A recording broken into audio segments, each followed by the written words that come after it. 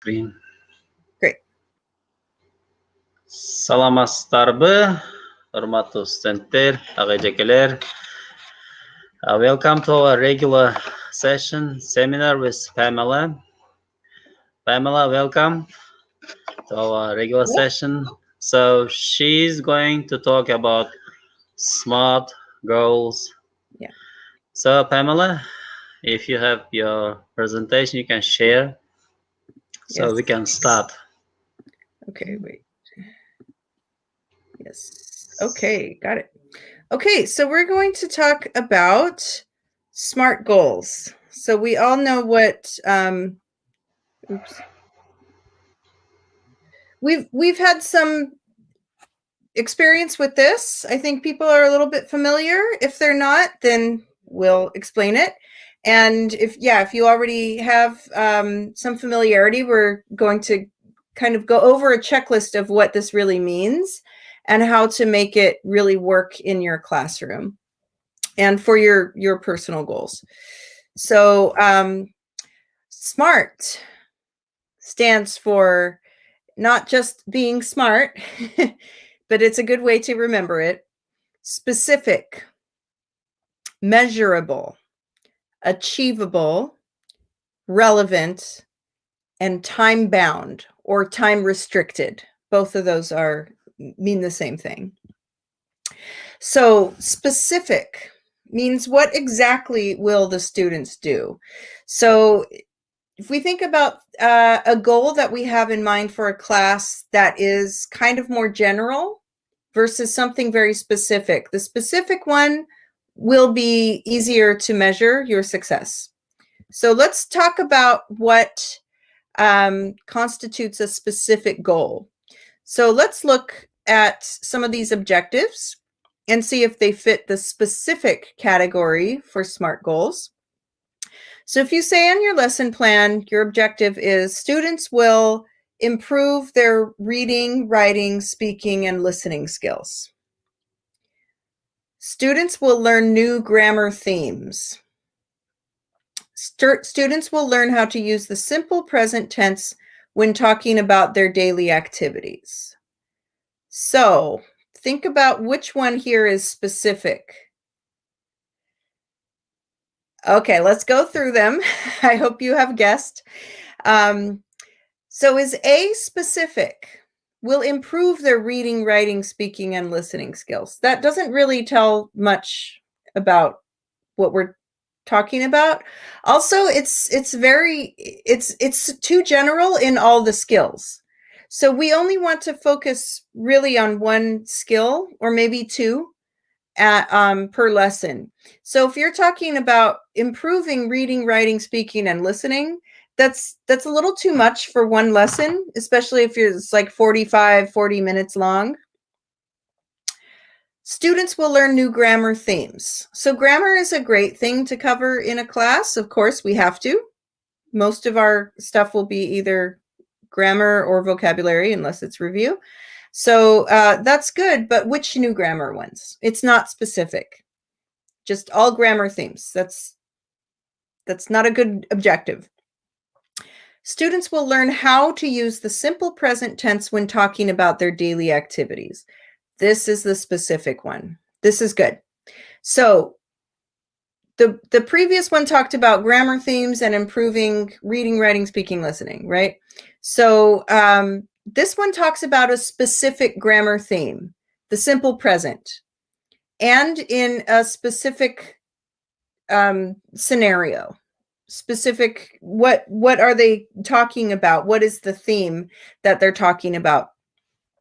And it can be either writing or speaking, listening, reading. It could be any of those. But you generally want to have either a lesson be based on reading and writing or speaking and listening. So those are the ones that go together. For a 45-minute class, you're not going to have all four be your focus. Even if you use speaking and listening when you're giving a reading and writing lesson, that's not going to be your focus. So having a specific topic and one grammar point is a good specific aspect of your SMART goal for an objective for a lesson. Okay, measurable. So how much is required for success? So if we can't measure this, I think is probably the most important one, honestly, for a SMART goal, because you have to know when you have achieved the goal. If you can't measure when you have achieved it, then the goal is not really a goal. We say a goal without a plan is just a wish. So it's not really something that is part of our real world if it is just, oh, I want to get, like we said here before, improve their reading, writing, speaking, and listening. Yeah, but how do you measure that? When do you know that you have achieved this goal? Or learning new grammar themes, when do you know you have achieved that? It has to be specific in order to be measurable. You have to have that way of showing that you have achieved it. So let's look at a measurable goal. Students will learn new words by heart.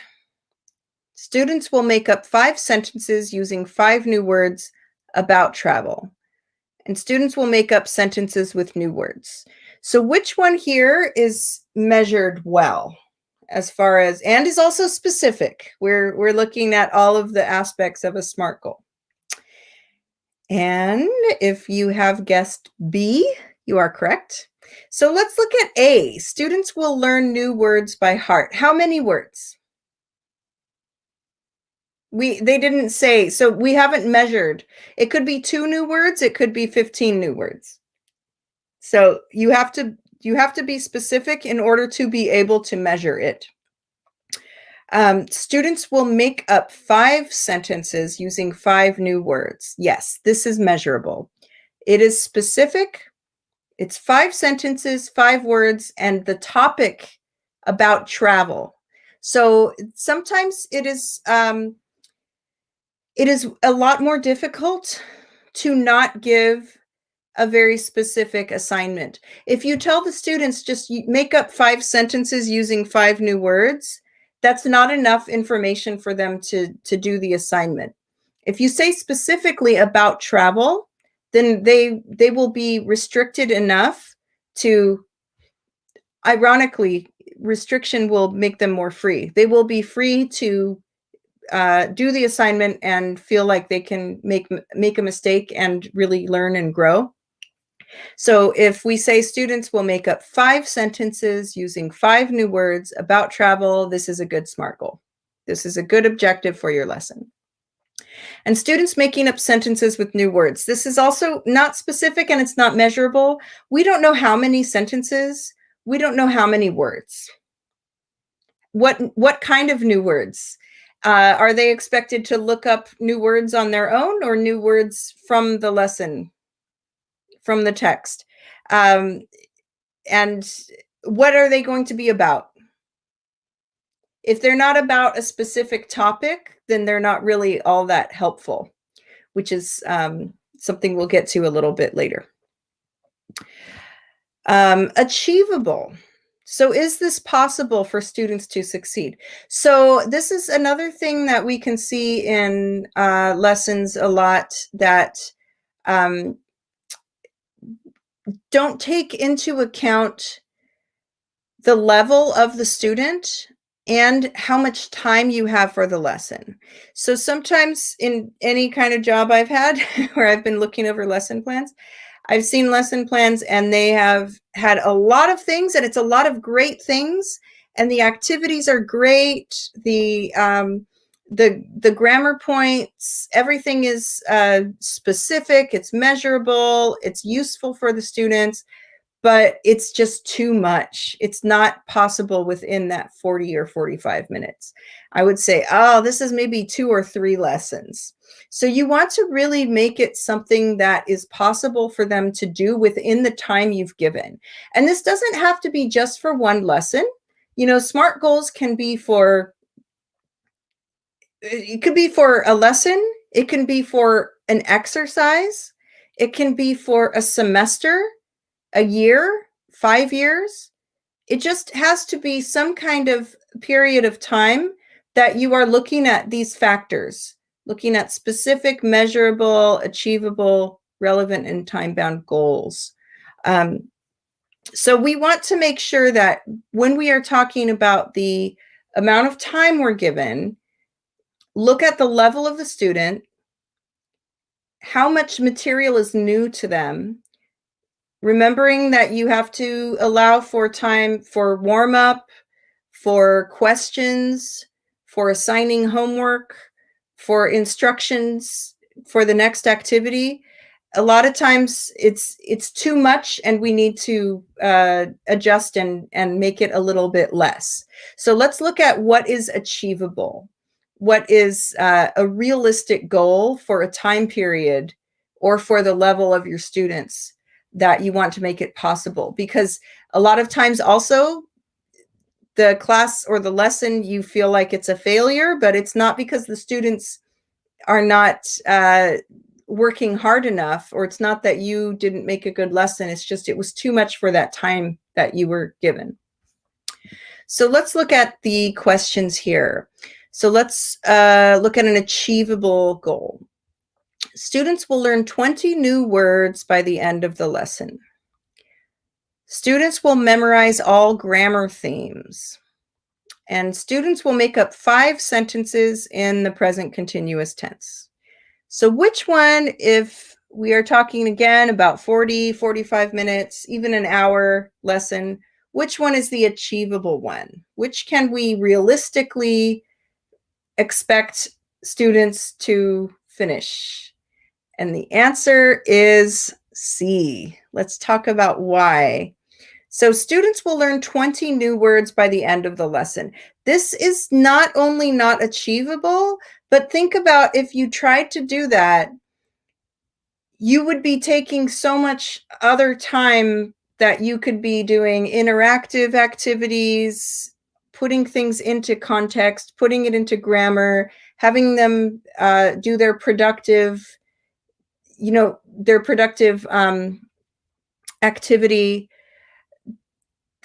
There's so much of the lesson that you're missing out on if you're focusing on them learning 20 new words within 1 hour or 45 minutes. So this is not achievable. And studies have been done, and they found that the maximum amount of words that are able to be really learned and memorized in one day is around 5 or 7. So 7 is the maximum of new words that you can learn in one day and actually retain and remember. So not just being able to memorize in that 1 hour of the day and be able to repeat, but the next day, the next day, the next day, and then be able to recall next week. Only about 5 or 7. You don't want to do more than that. So this is not an achievable goal. It's also not relevant, as we'll get to the next one. So students will memorize all grammar themes. Yeah, there's so many different grammar themes that it's also not achievable. And again, we don't need to do this in one day. This is like way too much. And we build on grammar. We use simpler stuff in the beginning, and then you go up to more advanced, more sophisticated grammar structures as you improve your language and you expand upon it. So there's no need to do this in 1 hour. So not only is it not achievable, it's not relevant. It's not useful. And then the last one, students will make up 5 sentences in the present continuous tense. This is good. This is achievable. It's also specific, 5. It's measurable, 5. Also present continuous makes it specific. So this is 1 grammar theme, simple 5 sentences. It gets that practice in there. That can be part of a productive stage. Maybe you want them to integrate it as part of a dialogue, or have them speak it at the end of class, speak to the rest of the class. So that would be part of a productive stage. but this is an achievable one for this amount of time that you have in class. Relevant. So this is something that we are always struggling with as educators. How do we make something useful? How do we make sure that it's useful to the students, right? So it often, you have to really think, the general rule that I have for myself is, if they don't need it in their first language, then they don't need it in English.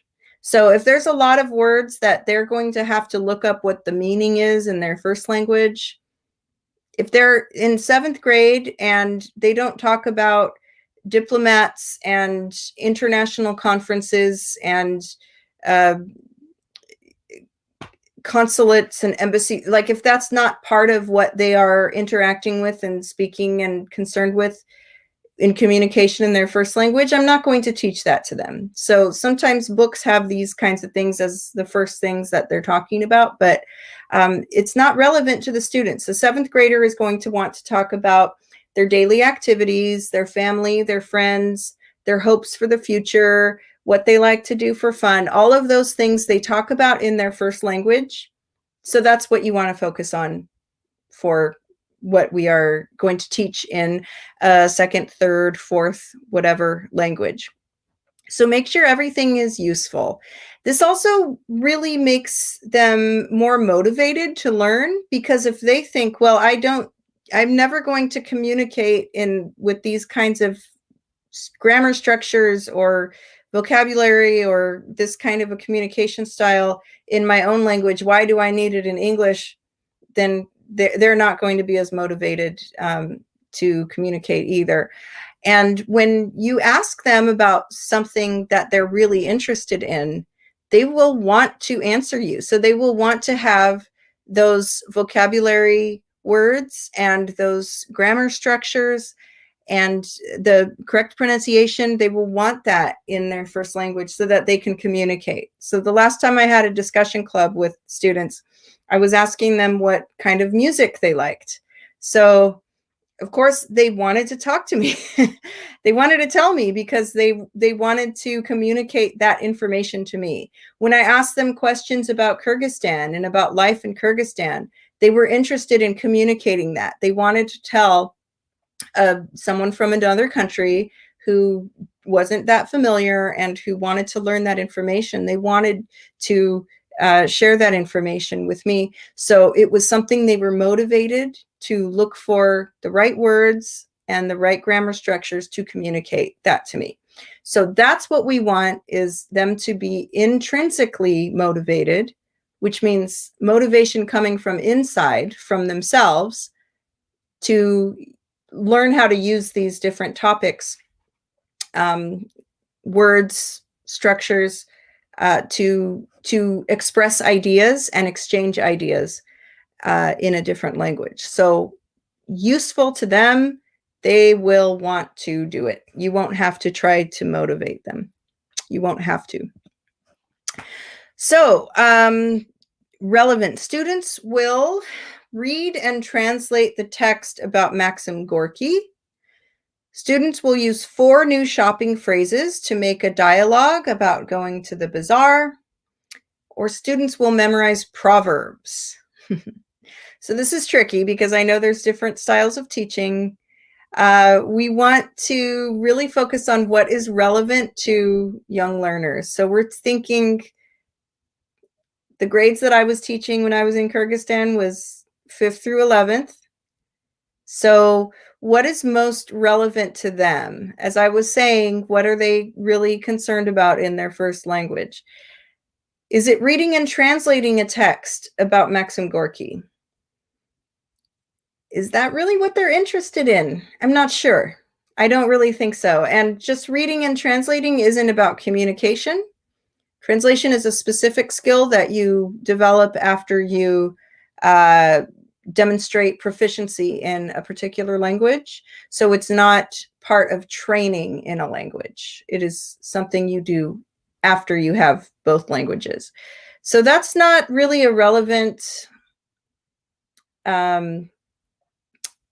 it's not really a relevant goal or objective. Students will use 4 new shopping phrases to make a dialogue about going to the bazaar. Yes, this one's good. Notice it's also specific. It's about going to the bazaar. It's measurable. 4 new phrases. It's relevant. It's achievable. 4 is a good amount of phrases to come up with in one lesson or for a homework assignment. So, and it's something they're familiar with. They know how to go and shop and ask for things, or they've at least seen their parents if they're very young. But this is especially good for, high school people who are going to go and buy things on their own. So this is something that they know that they could do in their own life, in their first language. They can do it in another one. And students will memorize proverbs. So this is not really, I know proverbs can be fun. It's great to have inspirational proverbs on the wall in your classroom. And I've seen that. That's great. Also, sometimes within a lesson plan, you can dissect a proverb. So you can say, you can use it as a critical thinking exercise. So what does this mean? Why do you think people think this is important? Is this important in every culture? Is this culturally specific?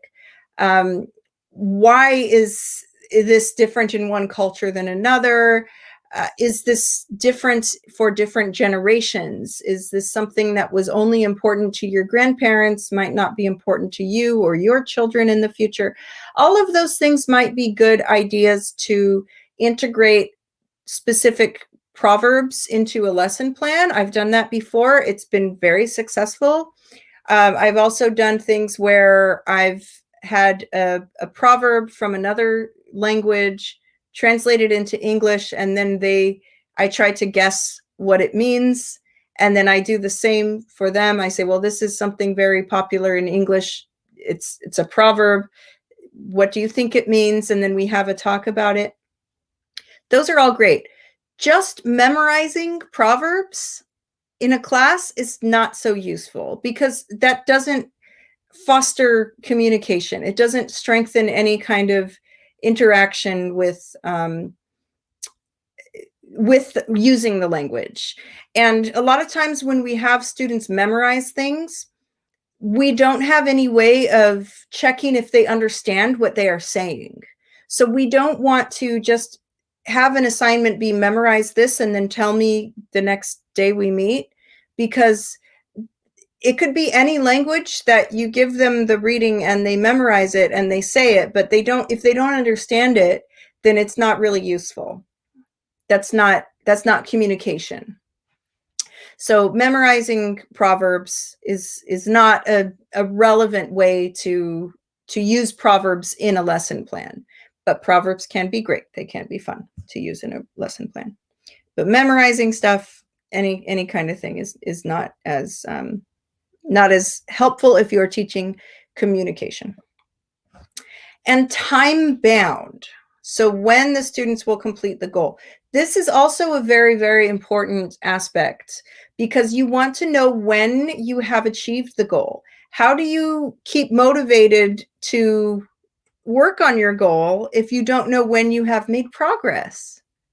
And how do you get, you want to know that you have achieved one. That will help you be motivated to create a new goal and then do something that is more advanced next time.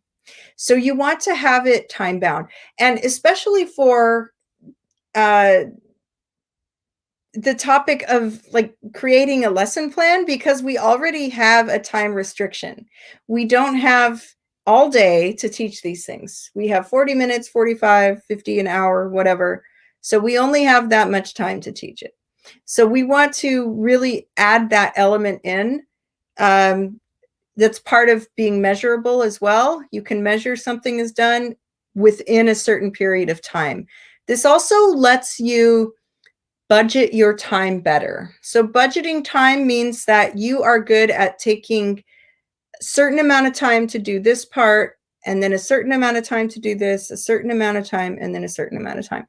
This is why when we write lesson plans, we write how many minutes every stage takes. So warm up, 5 to 7 minutes. Presentation, 5 to 10 minutes. Practice, 10 minutes. And then production should be the bulk of class, 10 to 15, depending on how much they have achieved already.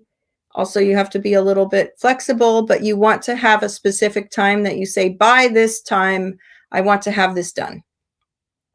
So when the students will complete the goal is important.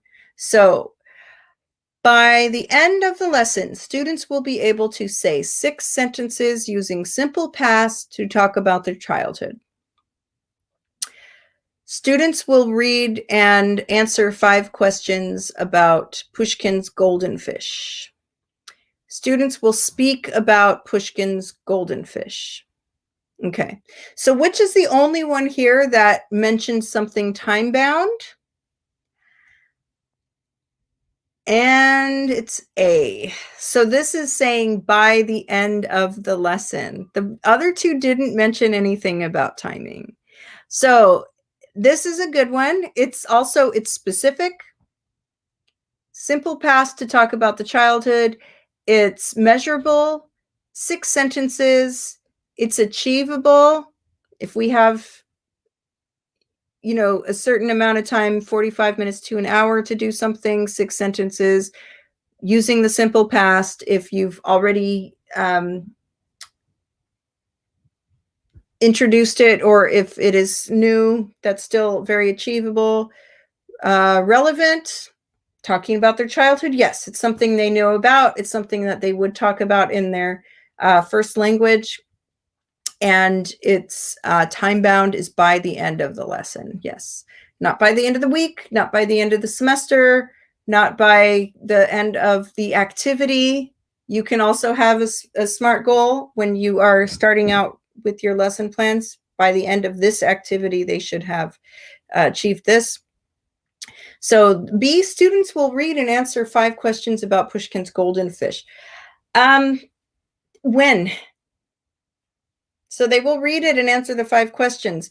If you just say, oh, I want you to do this, but you don't ever give them a time that is required to finish it, will they ever do it?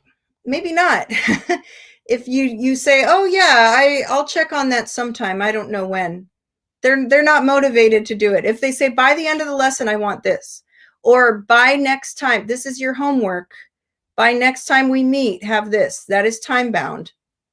Or students will speak about Pushkin's golden fish. Again, it's not, we haven't mentioned any time that is being restricted there.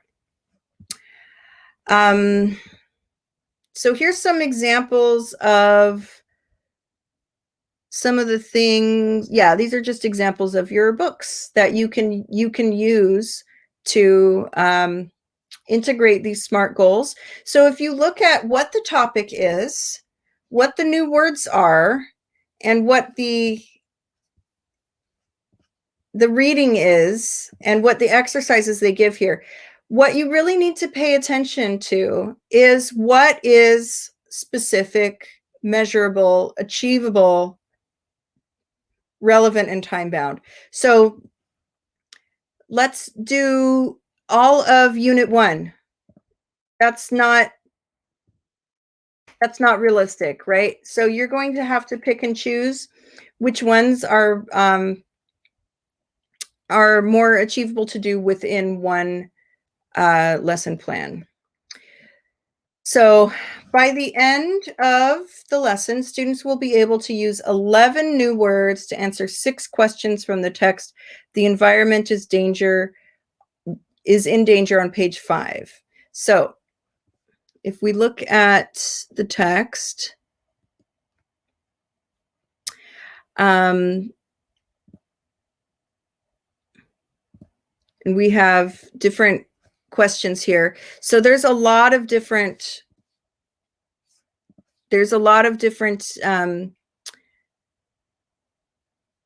questions, a lot of different exercises they have here that relates to the text. So put questions to the following sentences. Okay, show your solution. How can we save the flora and fauna? This is pretty big. This is a pretty big thing to ask them. What this is concept checking, filling in the missing words. So this is just reading the text and putting in the words. This one doesn't necessarily check comprehension because you're just looking in the text to see what word comes next. So again, this could be in any language. I don't speak any Hungarian. I could look at a Hungarian text and look at the words that go before and then look for that word, and then I could put it in there and I can get it right, but it doesn't mean I understand what was there. Put the words in the right order. I think these sentences are already in here. So some of these exercises are not that great. So from the environment, yes. So use the text as a guide. Follow the topics and themes, but don't be afraid to change activities, exercises, and materials to fit your students' needs. And then ask yourself, is this too easy or too difficult? Is it interesting? And will it be useful? So again, we have to really think about motivation for the students and engagement. If it's something they don't feel is interesting to them or useful in their language, then they're not going to be motivated to do it from themselves. They want to feel like they're given some kind of tool. This is something that is kind of a cliche of when people talk about education and they sit there like, when are we ever going to use this? That's a question that we ask sometimes in science classes or math. You don't want them to ask it about language, because language should always be useful for students, no matter what level they are. So English is a tool for communication, and students need to show how they can use it. And it's a daily activity. How can it be used outside of the classroom? So how can they find interests that they can integrate into studying English outside of the classroom? So for example, I had a lot of students that were really, really strong English speakers and really understood a lot of English. It's because they found some interests on their own that were in English, either TV shows, movies, poems, novels, that they were motivated to really understand and use the language so that they could understand those things and really have fun with them. So the more you can motivate them and push them to explore those interests that happen to be from America, England, Australia, Canada, wherever that there are native English speakers, anything published or produced from those regions, you want to say, you know, this might be of interest to you, and that will make them very successful there. Okay, so now I want to open it for questions and answers. Okay, we have a lot today, or we have a lot of good mornings and hellos. Yes, hello. Okay. Yeah, so there's general stuff I see. Yeah, people are answering. Yes, good. What's up, Ernest? Proverbs, tongue twisters. So tongue twisters is different from proverbs. So proverb is a phrase that has meaning, and it tells you something about how to live well. It's something about within your culture, how to live in a good way, or something to make you smarter. And you can translate it from another language. I'm trying to think of a proverb off the top of my head now. Early to bed, early to wise makes a man healthy, wealthy, and wise. So that means if you go to sleep early, you wake up early, you will be healthy, you will have a lot of money, you will be productive, you will be smarter. So that is a proverb. And we can talk about the meaning of that, and if that's true in all cultures, that's useful. If you talk about the meaning, just to memorize it, if you don't check if they understand what the meaning is not really helpful. A tongue twister, on the other hand, doesn't have any meaning. It's just like blah, blah, blah, blah, blah. It's just to help pronunciation. And this can be fun for pronunciation, yes. It's not something you necessarily want them to memorize as an exercise or homework, but it is something for pronunciation practice. So, for example, rubber baby buggy bumpers, like this gets the B sound over and over in your, that's a tongue twister. Or she sells seashells by the seashore. That's differentiating between s and sh, the S sound and the SH sound. So that is a tongue twister. And those also have their place and they can be useful, but memorizing just to repeat them is not a relevant exercise. But that's a good question because both can be very, very useful in class, just not for that particular exercise. Thank you, Ernest. Good. A lot of, who invented SMART goals? I don't know. SMART goals, I don't know. When were they first used? That's a good, you can look that up. I'm not sure, but it's probably some self-help. It's the concept has been around for a long time, but I don't know if any one particular person invented them. It's probably something that has been taken together with groups of people over time and perfected. The difference between objectives and goals are pretty much the same. Yeah, it's something that you want to achieve. You achieve an objective, you achieve a goal. Also aim, it's the same.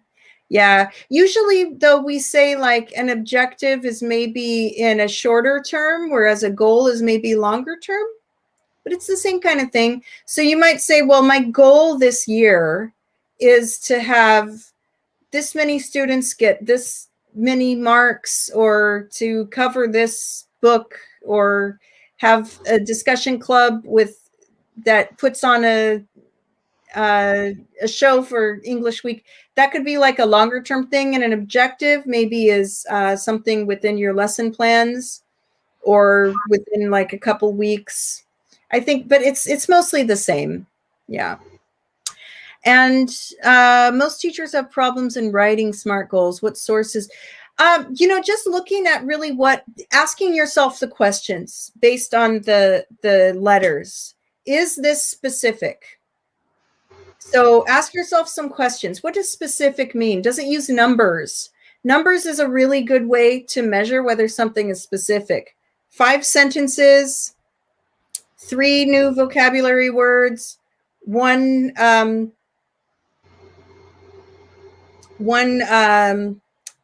grammar structure. Ask yourself those kinds of things. Measurable, yeah, again, the numbers. Anything that uses numbers within by the end of the lesson, or within 3 minutes. I want to get the warm up done in 3 minutes or whatever. That's a really good way to measure things. And also, yeah, asking the relevant thing, asking when you talk to students in their first language, what kinds of things are you talking about, to check if something is relevant. Ask them, okay, my 5th graders, are they going to talk about, an international conference on environmental regulations or the election or something? Maybe not. So what are they going to talk about? Sports? Yeah. Maybe celebrities, maybe brothers and sisters, or some hobbies they have, things in the house, things in the kitchen, things in their bedroom, parts of the city, those kinds of things. So just ask yourself all of those different letters. Specific, okay, measurable, achievable, relevant, time-bound. And then once you answer those questions, you will know that you have achieved a SMART goal lesson. Mm-hmm. Good question. Thank you very much, Pamela. Now, my turn to give questions. Yes. At our secondary schools and colleges, we have students book, like we call it textbooks, yeah.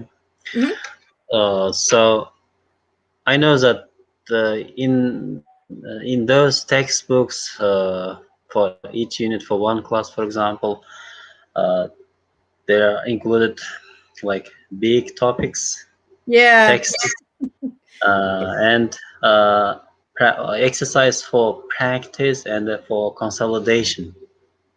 So how can our teachers like combine all and to do it measurable, achievable, or like Yeah. relevant?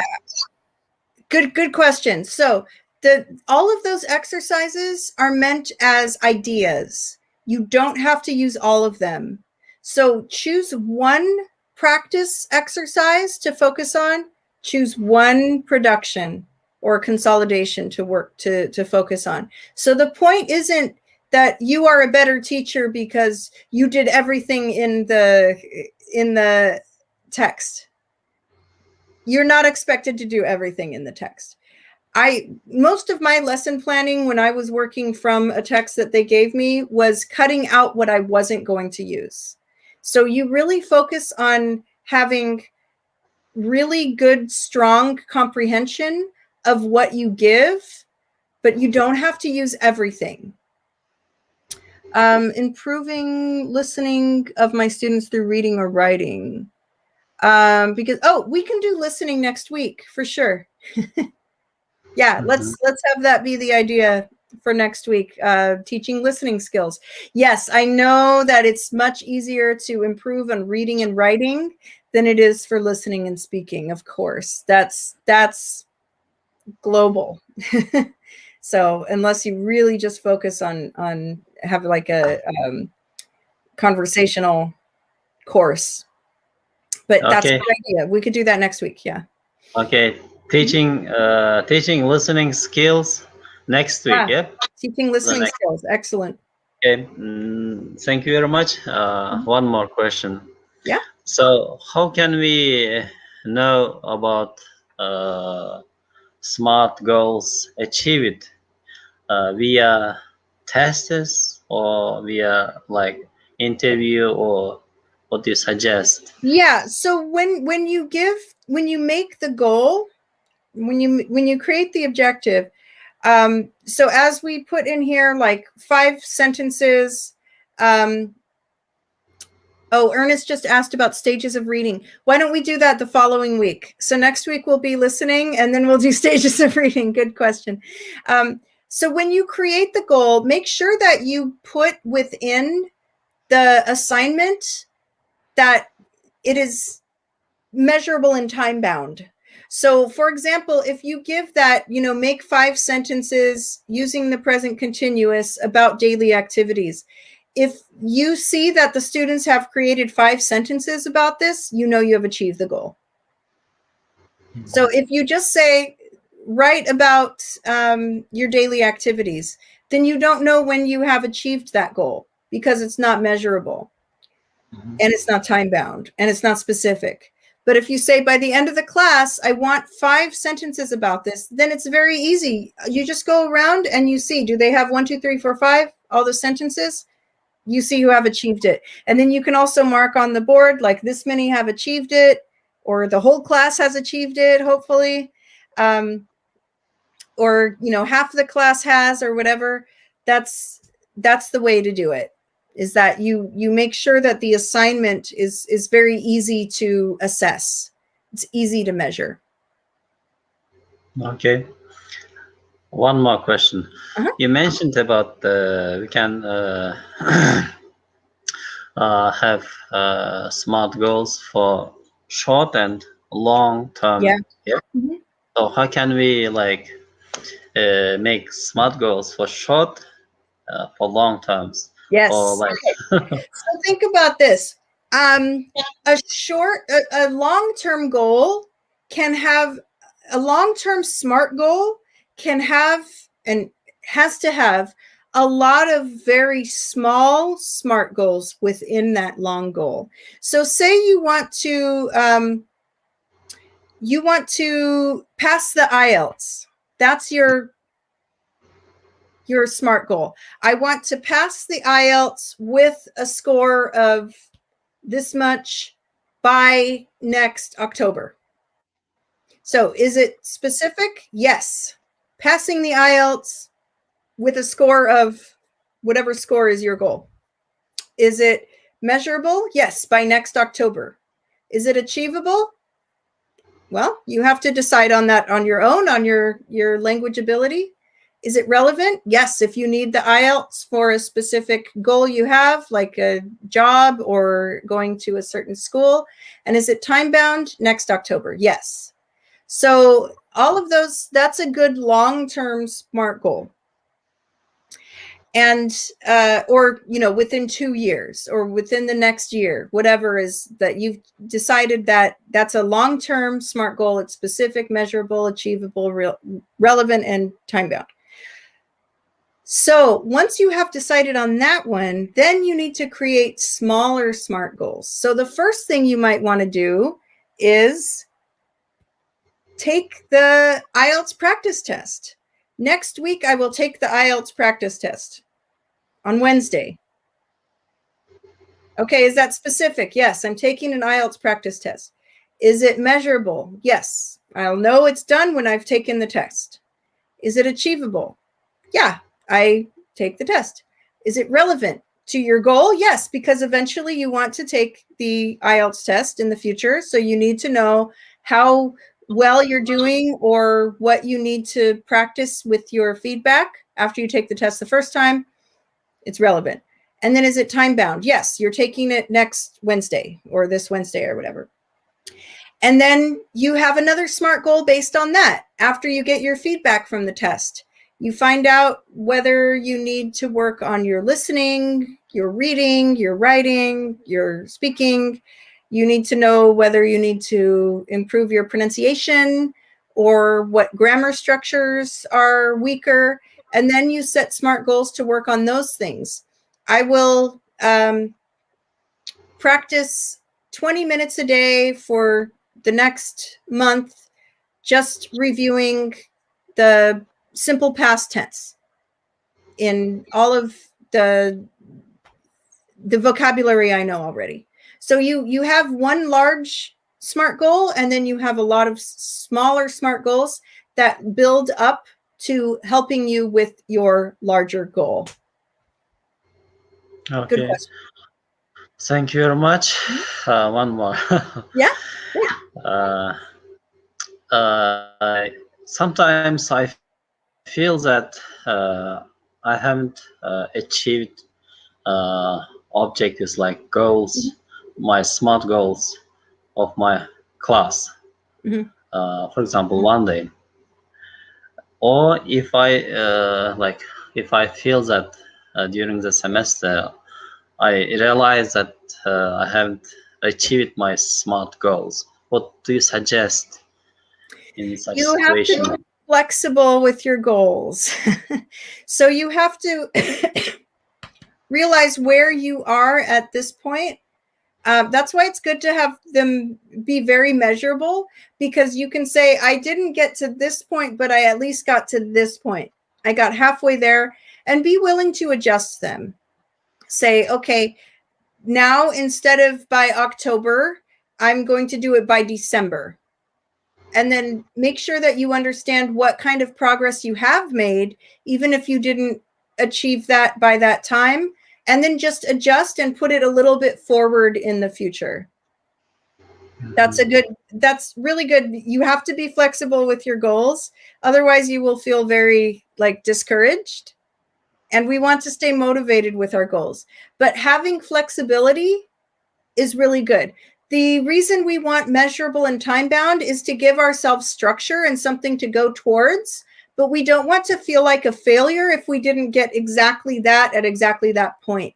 But at least you have done the work that you needed to get to a certain point, and then you work on that. And say you take the IELTS in October and you didn't get the score you wanted.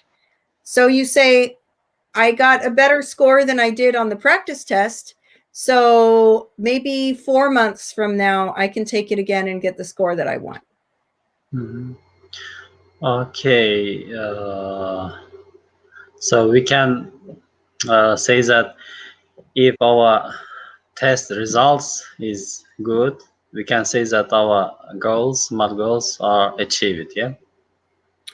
If it's the goal that you, if it's the score that you had set out to get, then yeah, it's achieved. But you can also say, well, I'm not there yet. I'm just going to adjust my goal. That's okay to adjust your goals. Don't say I didn't achieve or I failed, but say at this point, I'm going to adjust my goal. I'm going to change it a little. And now this is the new goal. And that will Yeah. be motivated as well. Yeah.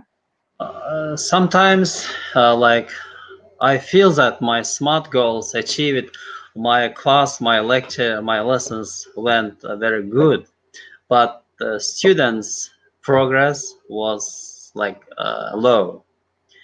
Do you think that our goals achieved or not achieved? Well, I think you have to be realistic with yourself of what you expect of others. And also to remember, this is a great, not really a proverb, but it's a great thing to keep in mind. We want progress, not perfection. So as long as you see that something has been improving, that's, you are on the right track and you are doing well. So don't think of it as 100% or 0%. Even a 50% improve is 50% better than you had before. So you want to keep like optimistic, keep positive about what you are. Yeah, we're answering Lily. I see your question. If you can't achieve it, just adjust it. Just say I am not to where I wanted to be by this time, but I'm halfway there. So I give this much more effort, then I can get there. It just might be a little later. But yeah, being realistic and being kind to yourself, and also understanding that life gets in the way of things. I had goals for Peace Corps before coronavirus, you know? I mean, so you have to adjust some things sometimes. It's not that I failed my goals, but things got in the way. Or, you know, you can have goals for yourself, but the students will do something on their own. So you have to measure your success by how you feel you achieved something. You can't always depend on others for that. But yeah, don't, stay motivated, stay positive, and just keep going and recognize I'm not where I want to be, but I'm better than where I was. I'm farther forward. So think about walking to a place, right? Just because you walked halfway there, it doesn't mean you didn't get anywhere. You didn't get all the way where you wanted, but you're halfway. You walked someplace, if that makes sense. Okay. Good question. Thank you very much, Pamela. I think we haven't got any more questions from our participants. Yeah. So, dear participants, dear teachers, thank you very much for your participation and questions. Pamela, thank you for your presentation. It was very useful. I hope we'll use your suggestions about SMART goals in our classes, in our lectures. So, dear participants, we are going to talk about teaching listening skills next Wednesday. Yes, Pamela? Yes, teaching listening skills. Yeah. Okay. And the stages of reading? Stages of reading will be 2 weeks later. Yeah. Good. Okay. Thank you very much. Жақсы тұрыңыздар. Орбаңыздар. Pamela, have a good night. night. Have a good night. Bye.